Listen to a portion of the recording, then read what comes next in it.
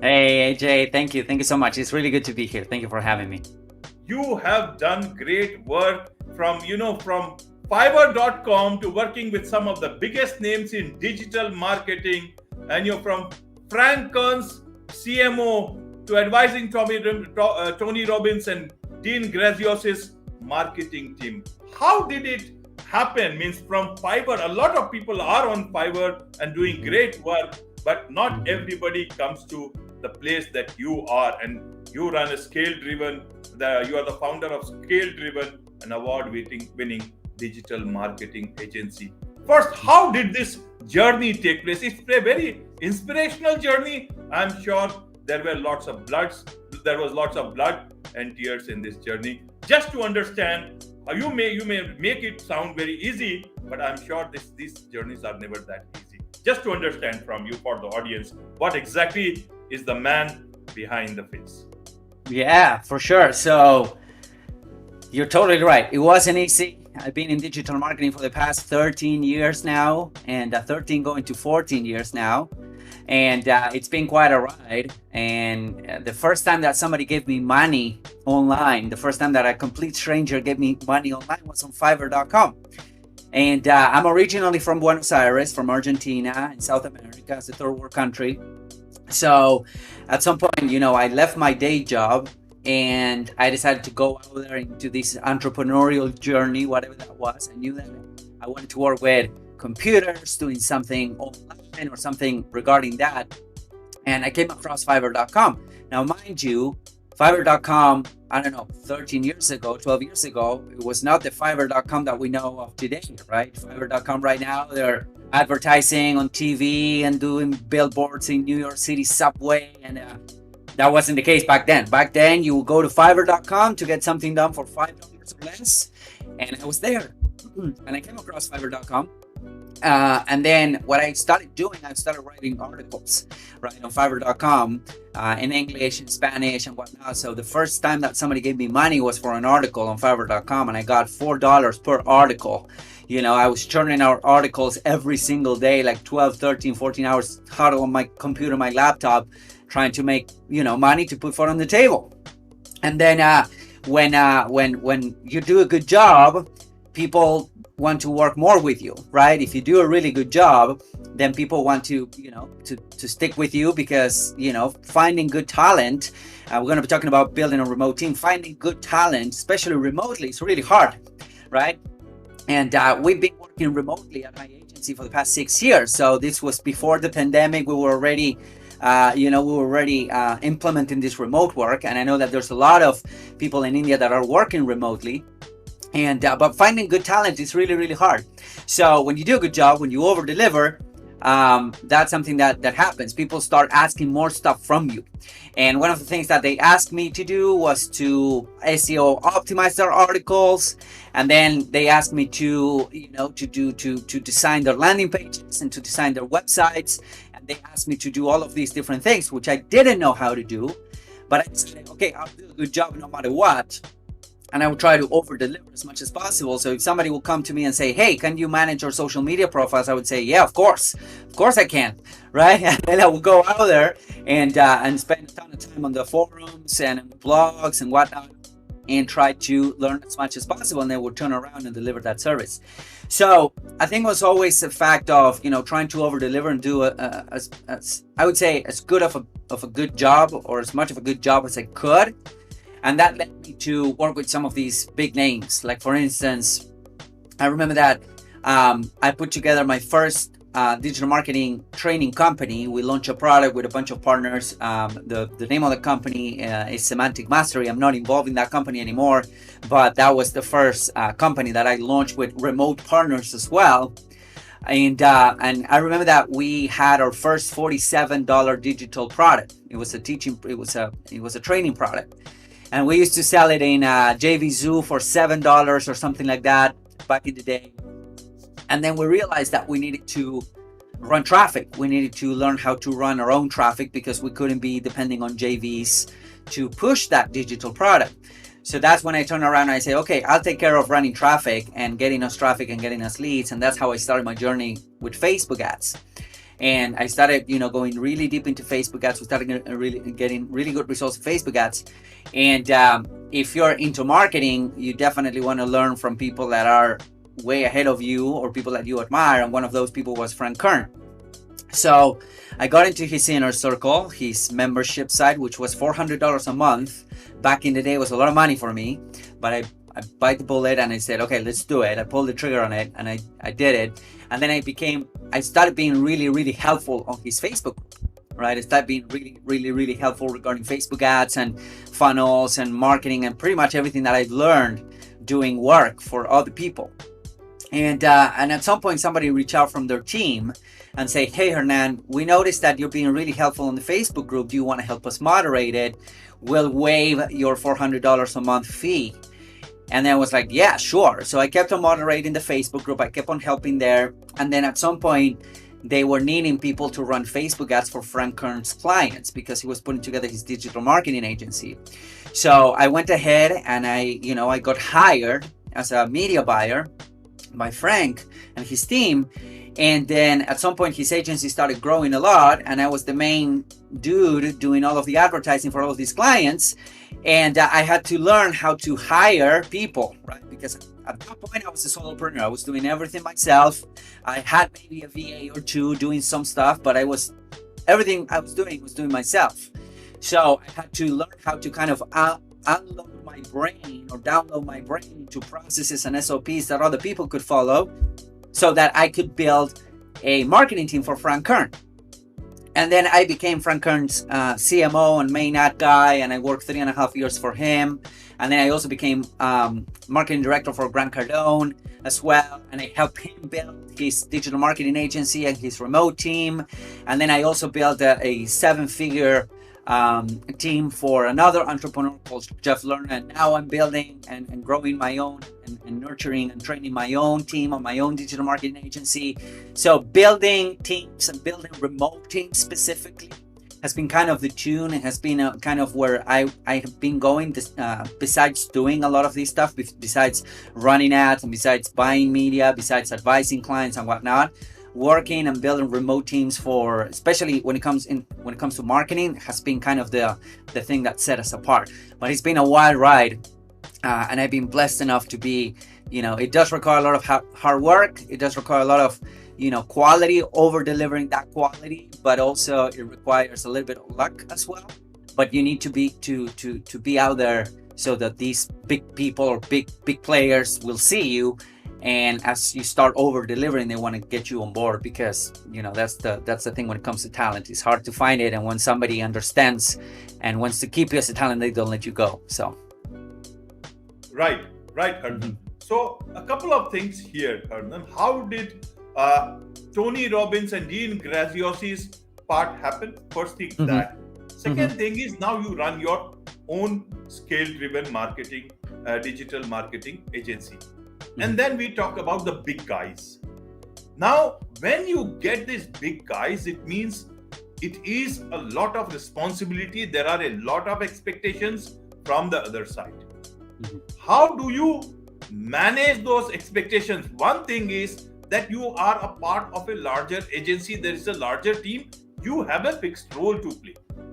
But what about a remote agency which has got remote marketing sort of a remote team which is working on big clients? How do you manage that part when there is so much of such sort of an expectation and one small issue or thing goes wrong and you lose the client, and that can be just the end of a agency? How does this whole thing work? How do you manage this particular aspect of your business, and how did you learn about this?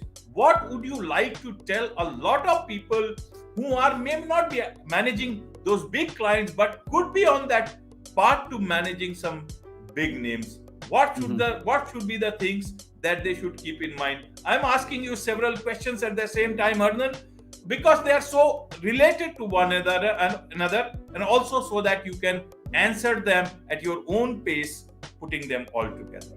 Over to you. Yeah, for sure. Okay, great question. So let me unpack here a little bit. So the first thing that you asked was about the Tony Robbins, Dean Graziosi experience. They were launching a website called Masterclass. Sorry, it was Mastermind.com. Dean Graziosi, Tony Robbins, and Russell Brunson got together to launch these course and this website that also had software. It was a huge launch, and it was a website that showed people how to basically sell their own knowledge, right?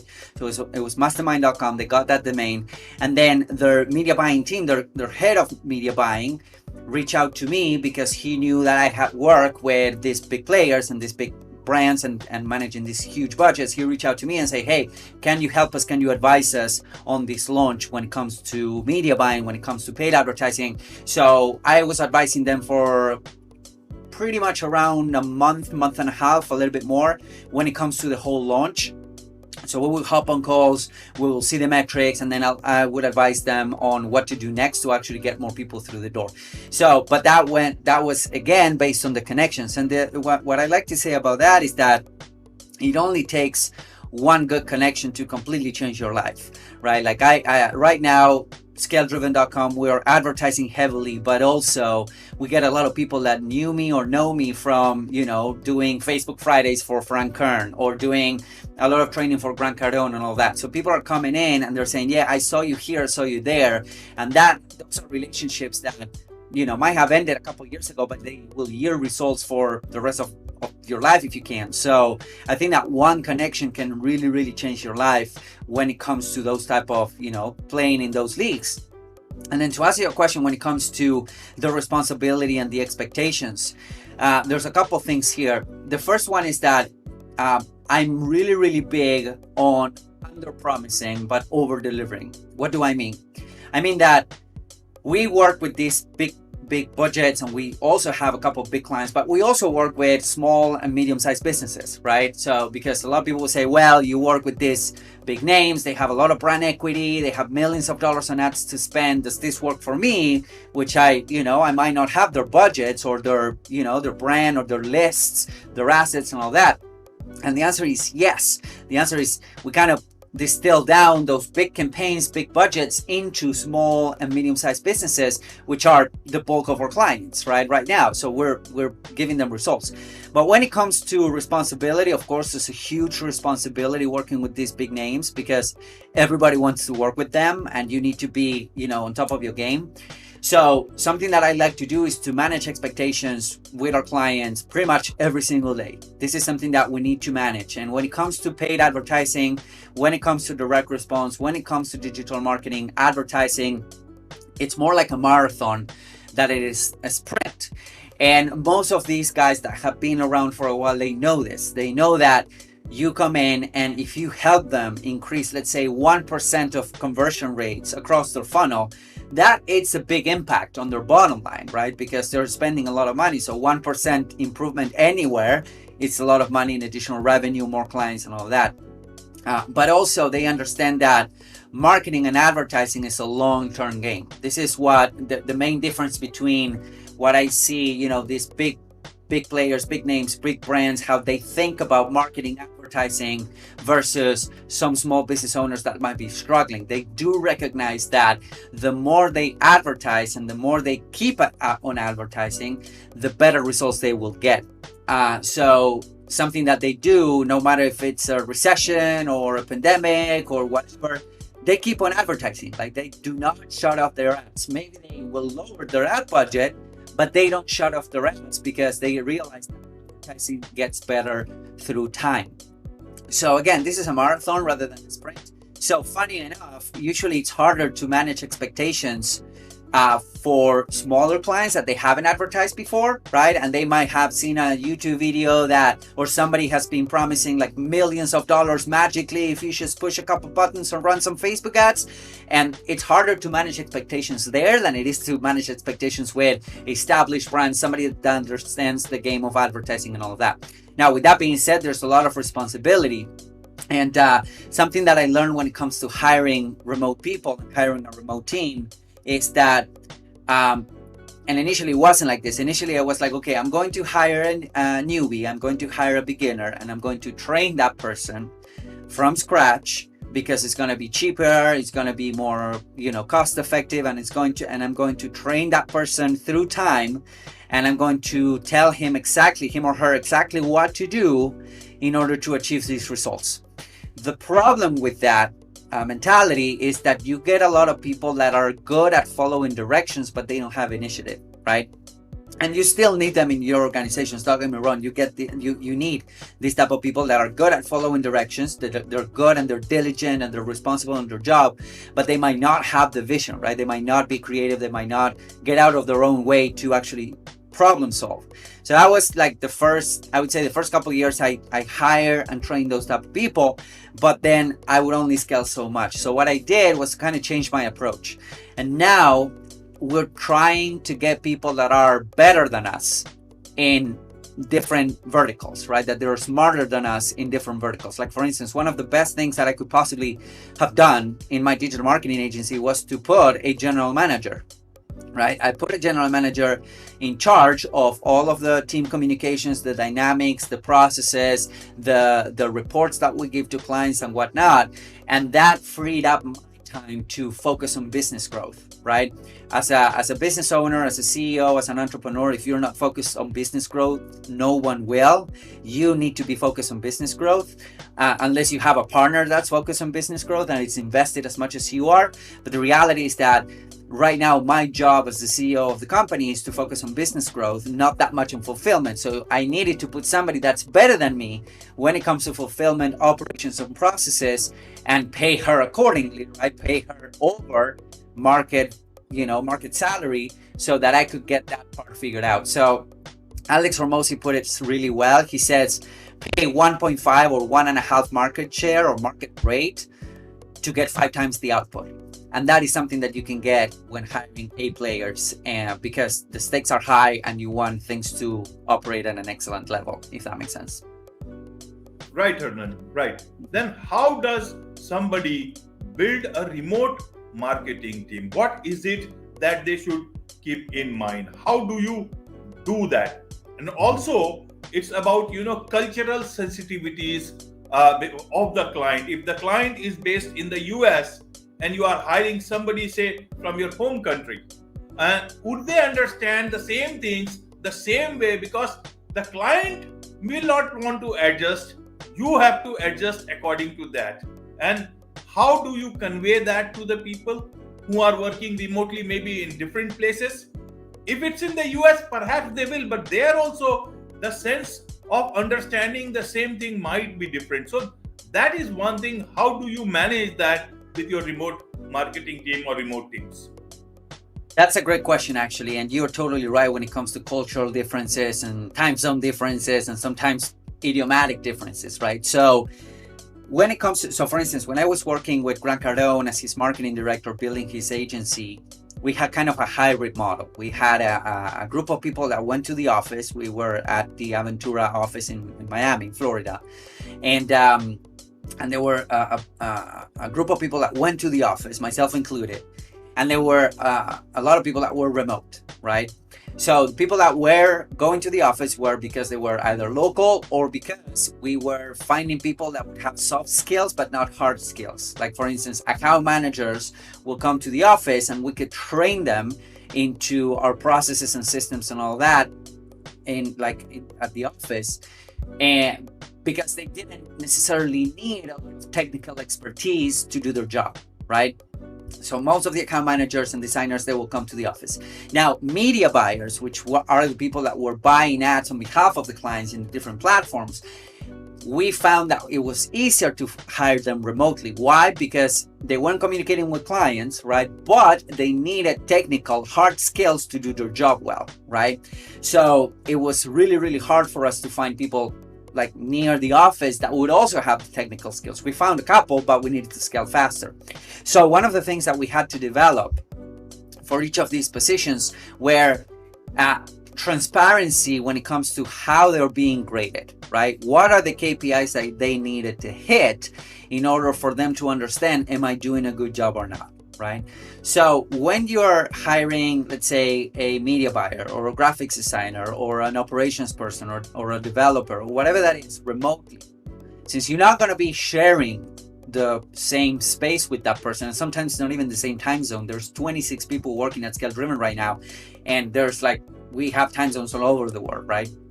So we do have a couple meetings that are mandatory and they do fall on the same time zone, right? So, but other than that, like, you know, we have people coming in the morning and then people finishing their shift and all of this. So what you need to do is you need to have two things really clearly set up. The first one is KPIs. Like, again, how are each people being graded, right? There's some positions that are easier, like sales positions, for instance, right? If they hit their sales quota or if they hit, you know, the revenue quota, that's easy. But how do you grade somebody that is on operations? That is something that you need to figure out. For instance, on the project management side of things is how fast do the team complete the tasks, right? How many tasks are overdue? How many, you know, back and forth, how much back and forth we have before the team completing a task. So you want to understand and you want to have metrics for each of your positions to actually understand, okay, how people are being graded and how people are doing a good job or not, right? That's number one.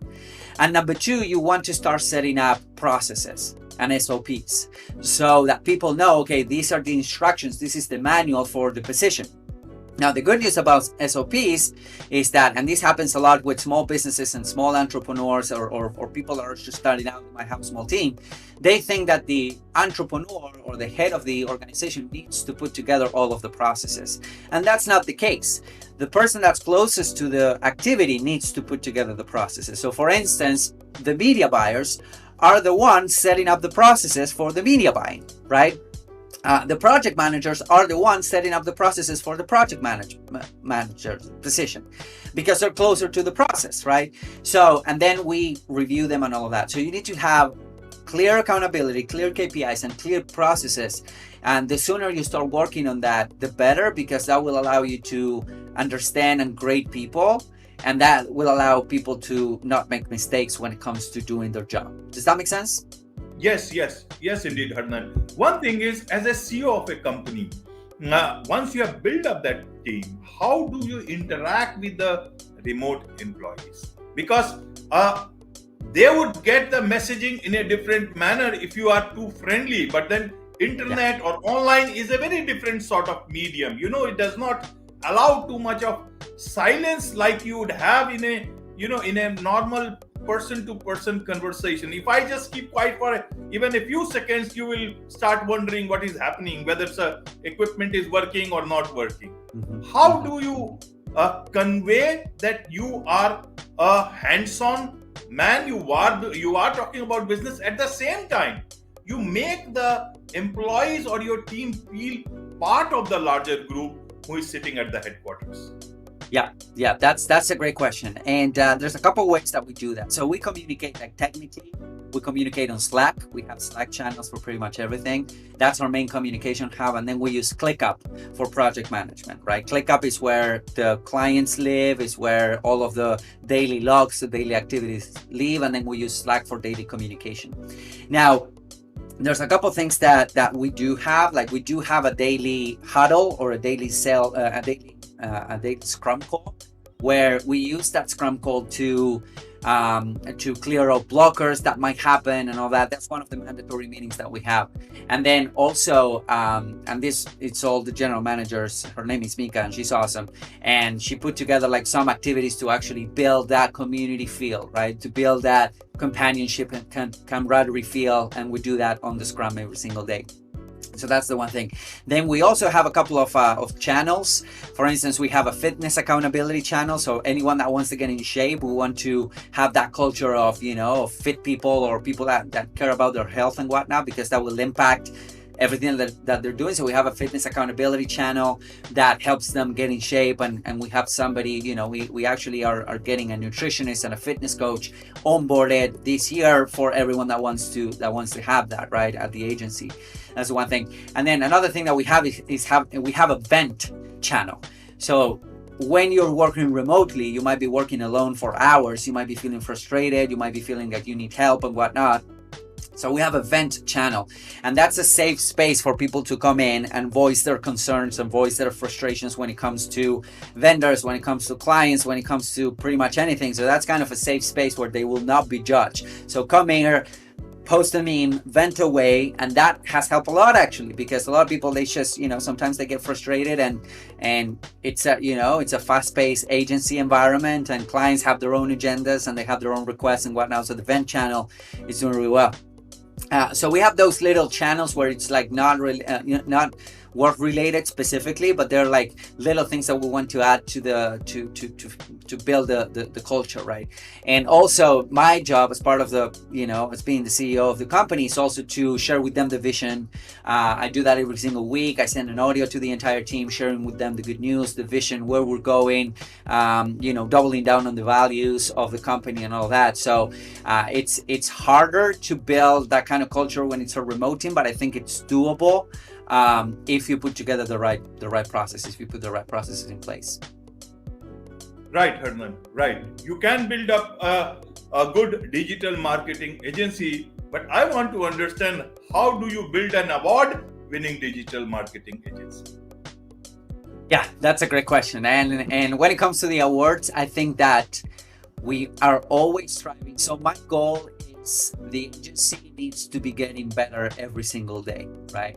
That's the idea. And people that are involved in every single day activities, they need to get better every single day. That's what we call focus and work with excellency, right? And one of the things that I said at the end of last year, beginning of this year, is that excellency will be a requirement moving forward, right? So if you're not behaving in an excellent way, then you will have a really hard time working for this company. Now, excellence doesn't mean that you don't make mistakes. We are humans, we make mistakes, and that's fine. Excellence means that you're learning from your mistakes, and number one, but also number two, that you're always striving to be better than yesterday at your position and as a person, right? So the competition is always against yourself. So I think that by the sheer volume and compound interest that comes from every person knowing that they need to get better at their position that they were yesterday, I think that takes the agency to a new world-class level, where you're giving your clients a world-class experience onboarding them, but also you're giving them world-class results, because we're being graded on two things. We're being graded on communication and reporting and all that, but we're also being graded on results, because we are a direct response agency, right? Where every dollar that we spend on ads needs to be held accountable. So you can have stellar communication, but you can have poor results, the client's going to leave. At the same time, you can have stellar results, but you can have poor communication, the client's going to leave, right? So you need to be stellar on those two things. You need to give them great results, but you also need to communicate in a great way. And that has to do with the people that occupy each position, especially leadership positions, but also one of the values is that we strive to get better every single day. We deal with hard things in an excellent way, and excellency means that you are striving to get better than the day before, if that makes sense. Right. Tell us a bit more about ScaleDriven. What makes it different than a lot of other options that your clients could have, but they have chosen you? What is it that you bring up, and what is it that lead to several awards for your agency? So I think there are two main things that makes us different versus the myriad of digital marketing agencies out there. The first one is that we have the experience working with these big budgets and big brands where competition and expectations are super high, right? Like how many agencies how many people that might have worked with this with these names, and we keep on working with these names in the past, right? So there are not a lot of agencies that just fit the bill when it comes to that. That's the number one thing. And then the other thing is for a lot of clients, and we are quote unquote picky when it comes to getting clients and onboarding clients, is that, which is also a differentiator, right? Like we don't work with everyone, we work with people that we know we can win for, is that if the client doesn't win, we don't make any money. That means that we don't charge any retainers, we don't charge any monthly fees, we just charge a percentage of whatever we bring to the table. And again, We need to make sure that we set ourselves and the clients up for success. So we cannot just work with everyone. We need to make sure that we are, we're relying and we have the right type of assets to work with. But what makes us different is that, again, we don't charge anything unless we are increasing the revenue for a client.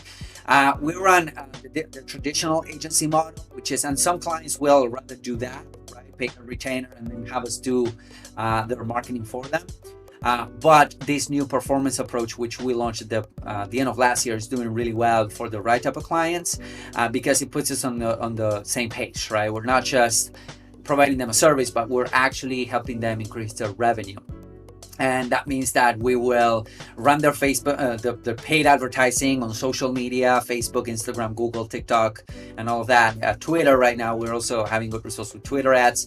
And but we'll also build their funnels. We'll take a look at their emails and their automations. We'll even advise them on their sales process, right? Because you can give them the best type of leads, but if they're not closing on the phone, it doesn't mean anything. So we help them with that, and we take a look at the entire business as a whole. And then if we can help them increase their revenue, that's how we get compensated. We don't charge any retainers or anything like that. So right, Hernan. So what sort of companies, individuals who can connect with you, what they can expect from you in terms of if they want to engage with you? For sure, yeah. So the digital marketing agency, well, you can go to ScaleDriven.com and check us out. Usually we work with people that have a proven process, a proven service. We don't work with people that are just starting out, or at least on the agency side of things. But we've also launched information products. We have a coaching program last year as well, because the reality is that I realized that a digital marketing agency, as much as any service-based business, has a cap as to how many clients you can intake every single month, right? I cannot take infinitely amount of clients. Even if I wanted to, I can't. So, but I still wanted to help more entrepreneurs do that. So what we did at ScaleDriven is we launched information products, we launched courses on how we do things for our clients. We also have a coaching program as well for people that want to learn to do this for themselves or for other clients and whatnot. We do have a decent amount of digital agencies that come to us to learn what we do so that they can deploy for their clients as well. If you want to scale in 2023, whatever you're at right now, there's potentially somewhere that we can help you, or somehow we can help you, whether it is through education, through coaching, or through our done for you services at ScaleDriven.com. Right. And how do they connect with you, Hernan? Hernan Vazquez in all the socials. If you search for me, we have a YouTube channel as well with tons of content. TikTok, Instagram, and ScaleDriven.com is the way to go. And we have a free guidebook that we just put out. I'll send you the link. It's a step-by-step guide on how we are launching and running Facebook ads that work really well. So I'll send you the link. It's completely free to download, and people are getting a lot of value out of it. So. Right. And I'll also put that in the YouTube description. People can, make use of that. Now, one thing I wanted to understand for the audience, Hernan, is that a lot of digital marketing agencies, are there all across the globe. And they are all based around Facebook, Instagram, Google, and a lot of these online places. And at the same time, as we know, as we just entered 2023, a lot of transition is happening in everywhere. Even Google now has a new competitor. They say Microsoft is now getting ChatGPT into its system, and maybe very soon it will integrate that with Microsoft Word and as well as all these systems. And you never know, Microsoft Edge might come up in a very different avatar, or Bing we can say. So we don't know how it's changing. Suddenly a lot of attention has shifted towards ChatGPT and Microsoft. And now Google is also coming out with this new version of Chrome, and then perhaps maybe it might think about some answer to ChatGPT with its own version of ChatGPT's competition. In these circumstances, as an owner of a digital marketing agency, how do you manage your future in terms of business? You have several employees, as well as the whole existence about everything, it's all digital. How do you manage those things? How do you continue to think forward when so many transitions are happening, and at the same time live your own life in these times which are so uncertain? Just wanted to understand your mind on this. Yeah, great question. And I see this, and I like to see this, like digital marketing, it's an ever changing landscape, right? We know this. So we're kind of used to it, right? Like everyone that comes in knows that this is a really humbling profession or career, if you would, because for the most part, like I've been in the game for, a decade and a half almost. And the reality is that the things that I think are going to work, they might not end up working. And the things that I think that for sure are not going to work, then might end up working. So I try not to make decisions based on opinion, but based off of data. What is the data telling us, right? So that's the one thing. But we also know that this is a really dynamic career, and we're living in a really dynamic world. Like things are getting really, really fast and whatnot. I do think that when it comes to AI, we already started implementing it. Like since it went out, we started implementing it in several ways. Like number one, I do think that these tools can save us a lot of time and can make people more efficient. For instance, on the account management side of things, we are using ChatGPT to get the most important points of a call that we might have with a client, right? And that might take our account manager, I don't know, 30 minutes to go through that. Now it takes them 5 minutes, which free up their time to actually communicate with clients in a better way, right? Free up their time to do things that are important. The same thing with copywriters, the same thing with creative people. I think that all of these tools will free up our time to actually do what we do best, which is the high level thinking, the interactions with people, and actually, doing the things that really move the needle. So we are already implementing that. And we are also already implementing that from the perspective of output, how much we can output for a client, right? How many ads we can launch, how much content we can output for a client. Those are things that tools like ChatGPT and some others are helping us, put together. But at the end of the day, I think that this is a huge opportunity for those people that are jumping in. B, I see them as a way of increasing efficiencies, and also see it as a way of freeing us up, the human beings, from doing repetitive work. And and this is the name of the game, man. I think we need to be on our toes, and we need to keep on moving forward, and we need to keep on learning, and we will, as much as things are allowing us to do so. So I'm really hopeful, and I'm really excited about what 2023 has in store for us. So right. And my last question to you is now, from Fiverr to ScaleDriven, now where do you see yourself? What is it that you want to achieve? You've already achieved so much, worked with the best. Now what do you want to do? Yeah, that's a great question, and we do have several initiatives for 2023. Like I've always been the guy behind the guy, right? Based on my story, I work with these big names and whatnot and helping them grow. So at the beginning of 2022, we doubled down on the personal brand. So that's something that we're growing. We are 10xing our output when it comes to content, because content is also a big deal. It's gonna it's gonna yield a lot of results for us and whatnot. So we do have several initiatives. We're putting together our first event for this year, ScaleDriven Live. So that's coming up. We're developing newsletters, like physical in the mail newsletter for our clients and our students, and that's really exciting. My ultimate goal is we are donating and planting trees with ScaleDriven. That's kind of our core thing that we do every single month. We have planted, I think, 40,000 trees or something like that over the past 2 years. And my idea is to plant 1 million trees. That's my goal. So we're using ScaleDriven and everything that we're doing as a vehicle to do that and impact people. So I'm super excited about 2023. I think that this is going to be a lot of growth involved.